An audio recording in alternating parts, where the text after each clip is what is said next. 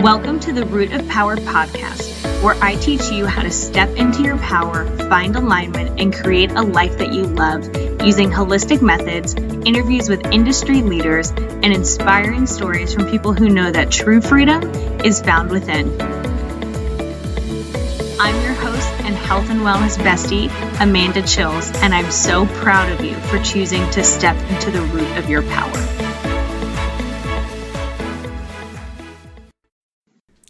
Hello, podcast fam. I know you guys really love my really good intros. I am so glad that you're here. I am so honored that you allow me the space to party with you and try and teach you what I know, and that you just let me be here. Like, it's dope, and I appreciate you, and I hope you're living your best fucking life. And if you're not, let me know. I may be able to help, and if I can't help, I can probably point you in the direction of somebody who can help. Don't just suffer and be a martyr. Like, reach out for support. It's often a lot easier than you think to change the things that are the problem. If you're wanting a community, I got you. I am building one just for you with my friend Caitlin, who is a massage therapist and yogi. She is awesome, y'all. So you get two wonderful holistic practitioners for the price of a fraction of us, literally, because the membership is a lot cheaper than working with us one-on-one. So if you are interested in that, head to livemyhappyhealth.com/community and you will find that. All right, let's frickin' party. What are we going to talk about today, Amanda? Well, if you read the title, which you don't have to, I guess, but if you read the title, you're going to see that today we're going to talk about how to suck. Now, get your mind out of the gutter, because we're not talking about that kind of sucking, although that would be a pretty interesting episode. I feel like that would have to be more of a video. Not really as good on audio format. So, how do we suck? Why? Why do we want to suck? You may say, Amanda, why do I want to suck? Well, one, because if you never suck at anything, you never get good at anything. If you never take a risk, you never get a reward. And all the other really great, clever quotes about those things. But what it really boils down to is, if you ever want to do anything in your life that's worth doing, you're going to have to get out of your comfort zone. You're going to have to be a beginner. The only way that we become an expert, the only way that we get better at something, is by being a beginner, is by sucking. Like, you're going to suck when you do new things. And then you suck a little less, and then you get better, and then you're good, right? So when I first started this podcast, if you want a real laugh, go back and listen to the first episode. It was a little janky, but now it's better. I think it's better. If you still think it's terrible, I don't know why you're listening to it, but like, let me know. The first animals I took care of, like, y'all, I did not have the knowledge that I have now. The first time I tried swimming, I was 8 years old and I was freaking terrible. It took me years to be good. The first insert whatever the thing, right? Like, if you want to start playing the piano, you do not start as Mozart. Mozart did not start as Mozart. It took years of practice. He practiced so much, his hands were deformed. That's how he became Mozart. So when we want to do something, especially when we want to be good at something, if you want to start a business, if you want to get better at your job, if you want to learn a new skill, if you want to take up a new hobby, you're gonna have to suck at first. So get your eggplant ready. Wink, wink. Ag, ag, ag, ag. So many good puns in this one, guys. Like, I have to do it, you know? We gotta make our own fun in this life. So that's what I'm doing with this episode. So let me tell you guys a story. This episode actually came about because I started doing adult gymnastics. It's like child gymnastics, except we're all freaking terrible. And by we all, I mean me. Me is terrible at gymnastics. I'm constantly eating it. I can't land anything. I'm just awful, right? So there's like 7-year-olds, 5-year-olds, 3-year-olds who are better than me. Literally, like worlds and worlds and worlds better than I am. Why? They practice it more. They're not like inherently more gifted. They just have been doing gymnastics for a year, whereas I have been doing it for 6 weeks. Now I have a little bit of background in it because I was a synchronized swimmer and I did it a little bit in college, but I was terrible then too because it wasn't like a typical practice. So if I was so in my head about looking awful and being embarrassed, I would never have done gymnastics. I would never have done anything. I wouldn't have started a business. I wouldn't have done anything. I wouldn't be on Instagram. I wouldn't do this podcast. I would literally do nothing with my life. And I want you to think about that dynamic. I really want you to think about how many people you know who straight up, y'all, and I have seen people do it, straight up refuse, get pissed off, refuse, right? They will do anything so that they don't put themselves in a situation where they think they're going to look stupid. When I tell you that that is a cage that you put yourself in and you never get out of, trust. That is a cage that you build and you decide is gospel, and you will never grow. You will never have cool new experiences. You'll never do anything because if you can't get past your irrational, y'all, it is irrational fear of looking dumb or looking like a beginner or failing at something, you will never do anything. You can put that on my headstone. You have to be willing to fail. You have to be willing to look dumb in order to get good at anything and to do anything. And there is few things more heartbreaking. And I see it all the time, guys. And that's why I'm talking about it.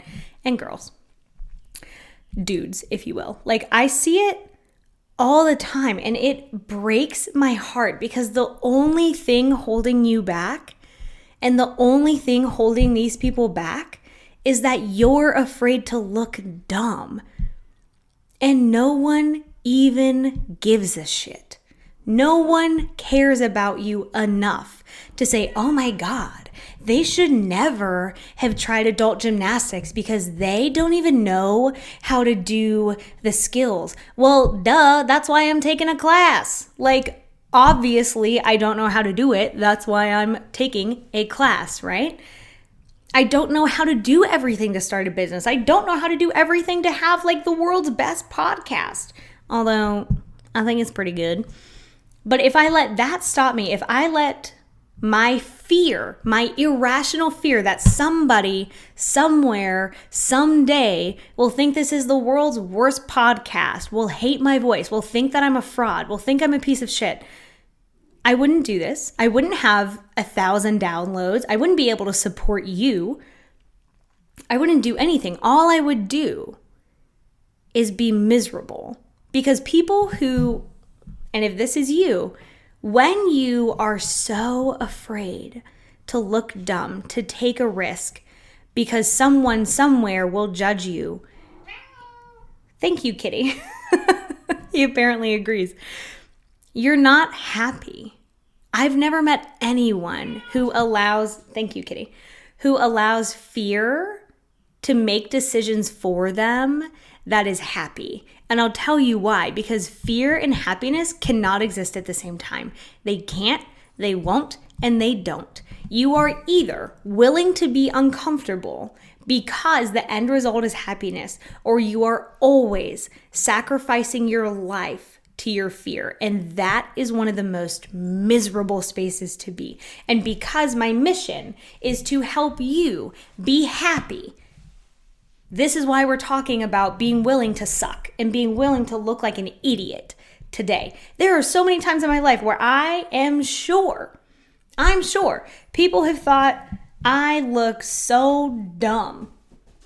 And none of those people have anything to do with my choices, my life, or the consequences of those things, right?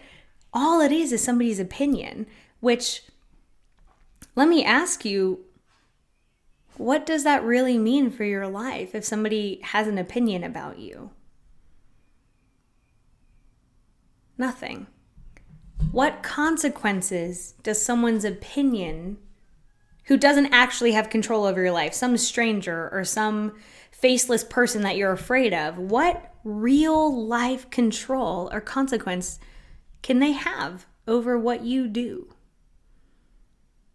Nothing, except the power that we give them. Again, if you're not willing to put yourself out there and look like a fool, you are giving your fear of something that may not even happen. And even if it does, it doesn't matter. You're giving that fear control. You are feeding the wrong monster. What we do as an action is a choice. We are either feeding growth or we are feeding fear. There is no in between. Now, that doesn't mean that you're always on a personal growth journey and you always have to be doing things. Like, that's not what I'm saying. What I'm saying is you have two monsters that you can feed. One is fear, which means you never do anything new. You're not willing to look dumb. You're not willing to suck at something. You never grow. You never take chances. You never do new things. Y'all, that is a miserable life. And if you're living that life, you know, because this is hitting home for you. Or you feed growth. You feed You feed freedom. You feed courage. Courage is a choice. A lot of people will say, you have to move past fear. You have to blah, blah, blah, blah. That's a load of shit, right? When we talk about how to suck at things, we're going to talk about what to do with that fear. The first thing that we do is we don't feed it. Now we're going to get there. So just remember that I said, don't feed the fear. If you want to do anything in your life, you're going to suck at it. Trust, you're not going to be good. Again, it took Mozart like decades to become Mozart, all right? He didn't start at 4 years old being freaking Mozart. Simone Biles did not start as Simone Biles. Like, that girl is the GOAT. Oh my God, she's incredible. But she didn't start as Simone Biles. She sucked at first too. She only got to be Simone Biles by pushing past her comfort zones, by putting in the work, by showing up day after day, by being brave, by going for things. Like, that's a really good example. Thank you, Simone Biles, for just like existing. Bless you. So if you're like, Amanda, that's cool, but like, I can't possibly do new things because my toenails are too long and I just live a life where that's not possible. The sun rises and the sun sets and the stars aren't aligned and I just can't do it. Or, here's the other one. I need everything to be perfect before I do that. I need to have the perfect outfit and more training and more education, or I need blah, blah, blah, blah, blah, blah, blah, blah, blah. That really is just an excuse for you to feed fear. You don't need things to be perfect. That is a fear mechanism. Your brain says when everything is perfect, we'll succeed. Because what are you really afraid of? Failing. You're afraid of looking stupid. You're afraid of sucking. I want you to suck more. Suck more. Suck all the things. Suck at all the things. That's really the goal I'm trying to get us to here is like do things that you want to do or that will get you where you want to be. And understand that you're not going to be super good when you start. That's okay. Everybody starts as a beginner. So now we get to the process where I teach you how to do these things. How do we embrace the suck so that eventually we get out of the suck and into the good? Well, friends, you also have to embrace being uncomfortable. If you can't work through your discomfort and move while being uncomfortable, you cannot do any of these things that we're talking about. So that is number one. You have to allow yourself to be uncomfortable and to not let it stop you. You have to allow yourself to be afraid and not let it stop you. So we're not waiting for the discomfort to go away. We're not waiting for the fear to go away. We're not trying to change it. We're not trying to run away from it. All we're doing is letting it exist. Because the discomfort isn't going to go away until you get good at this thing. The fear is not going to go away until you have enough evidence of doing the thing without dying. Because your fear tells you, oh, if I put myself in this uncomfortable situation, if I do this thing, if I look stupid, it feels like death. It feels like I'm going to die. And the more that we feed that monster, the more that we give in to that fear, the stronger it grows. And so now the next time you try and do it, it's harder. And the next time you try and do it is harder, because what you have built is the association between being afraid of a thing and avoiding it. So now your avoidance impulse is way stronger than your discipline impulse. We want to feed the other monster. So we acknowledge that we're afraid, we acknowledge that we're uncomfortable, and we don't try and change it. We just do the thing anyway. We just do the thing anyway, and we throw ourselves into it, right? Like, for example, adult gymnastics. You literally have to throw your body into things. Now, that doesn't mean that I don't get in my own brain and I'm like, oh my God, this is scary. It means that I have to acknowledge that, yeah, I'm afraid, and I'm going to throw it and just try it anyway. Because the worst thing that happens, well, probably the worst thing that happens is I break my neck. But that's part of it too, is accepting the worst thing that happens. Like, a friend of mine wants to start a business, right? And he's been very afraid of doing it and really worried and a lot of anxiety, as is normal, right? You're going to be afraid when you do things, especially when you put your money, your future, your time on the line, like starting a business. And he said, what happens if I fail? What happens if I fail? And I said, well, you're going to owe a bunch of money. Now, to some of you, you're like, I would literally rather die. Okay, maybe starting a business isn't for you, but the point of that is to say, if you can accept the worst thing that happens and say, you know what? I can work through that. I can live through that. I'll be okay even if that happens. Then we have accepted fear. Then we have accepted the discomfort, and we can move forward. So it's not that we avoid the worst possibility or we don't acknowledge it. We're not in like Polly Pocket land. We acknowledge things that can go wrong and we move forward anyway. When we acknowledge what can go wrong, we can also make sure it doesn't happen. So we're realistic about what can go wrong and we accept it. This is why earlier I said courage is a choice.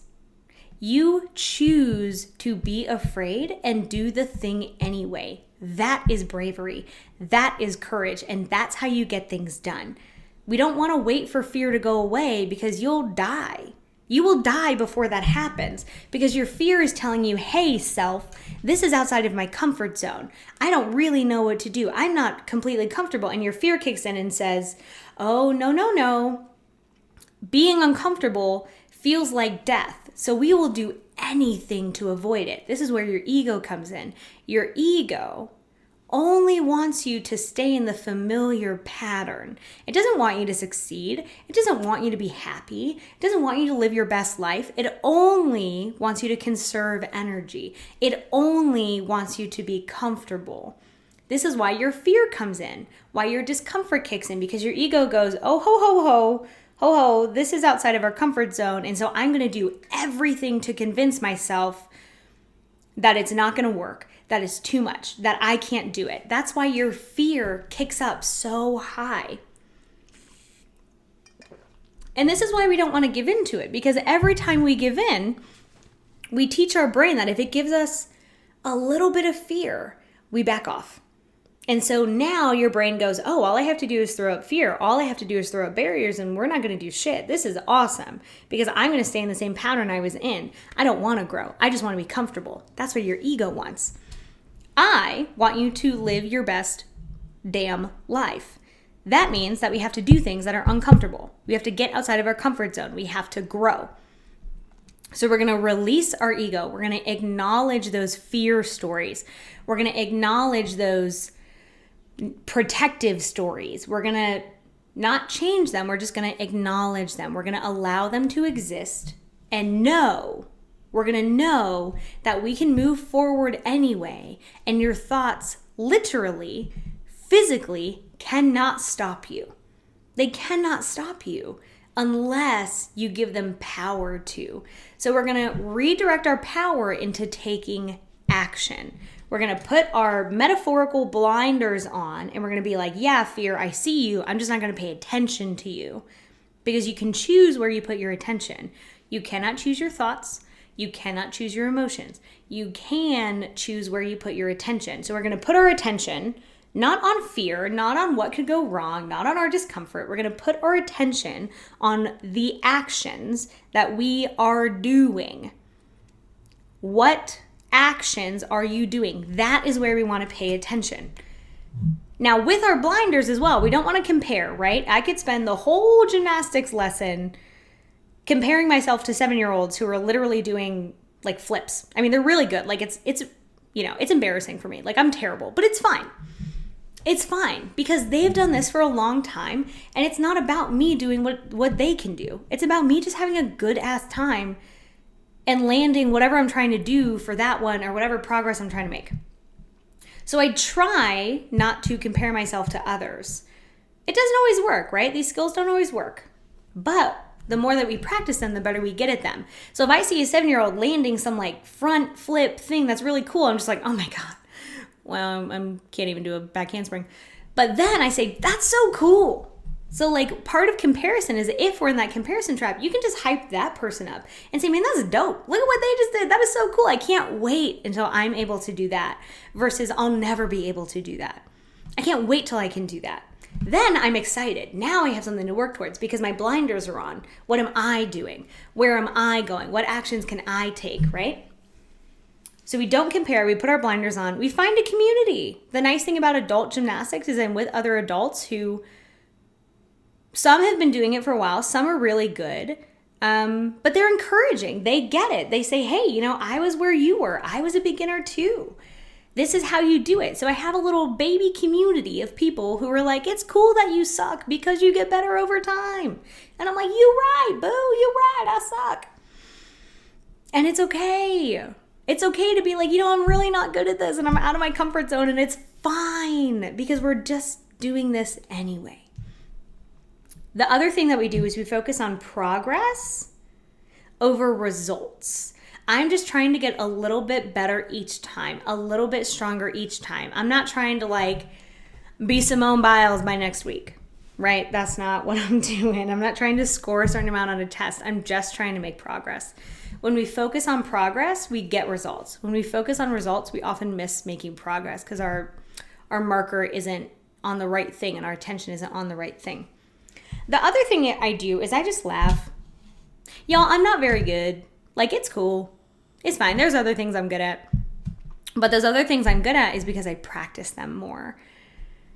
And so when I suck, when I totally blow things up, like when it's just, it's not good, I just laugh about it because what's my other option? Really, what's my other option? To be mad, to be pissed off, to not come back to cry? No, it's not a big deal, right? Part of fear tells you everything is a big deal. Everyone's going to judge you. Someone somewhere is going to have this thing to say. Y'all, I can't tell you how many clients I have worked with who say, but someone would say this about it. But my family will say this about it. But my mother would never approve. My dad would never approve. And they'll literally say, well, someone would say this about it. And I say, who gives a fuck? Who cares what this person you made up in your brain has to say about the thing that you're doing?